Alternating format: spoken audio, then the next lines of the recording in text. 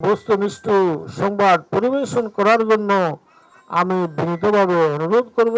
আজকে এখানে উপস্থিত হওয়ার কথা ছিল না, হয়েছে একমাত্র শহীদ শাকিল আমাদের থেকে বিদায় নিয়ে গেছেন, আমাদেরকে, আমার বংশদেরকে সিরাইটিম করে চলে গেছেন, আমার একমাত্র সন্তান। এই সন্তানকে হারিয়ে আমি আজকে যে কি অবস্থা বলবো, তারপরেও বলি আলহামদুলিল্লাহ, আল্লাহ পাক হয়তো তাকে কবুল করেছেন। আপনারাও সবাই তো সব কাজে নিয়োজিত ছিলেন, আল্লাহ পাক আপনাদেরকে কবুল করে না, রাখছে, মায়ের বুক জীবিত রাখছে। আপনারা সবাই সবার জায়গা থেকে আপনাদের যেই কাজে নিয়োজিত আছেন বস্তুনিষ্ঠ সংবাদ পরিবেশন করার জন্য আমি বিনীতভাবে অনুরোধ করব।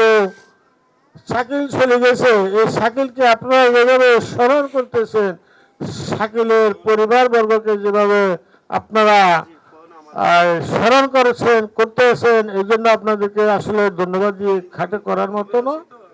তবে আপনাদের জায়গা থেকে আপনারা সবসময় সংবাদিতা পরিবেশন করবেন, যাতে করে দেশের মানুষ আপনাদের থেকে কিছুটা হলেও উপকার পায়। আপনারা আপনাদের জায়গা থেকে সবসময় বস্তুনিষ্ঠ সংবাদ প্রচার করার জন্য আমি বিনীতভাবে অনুরোধ করছি।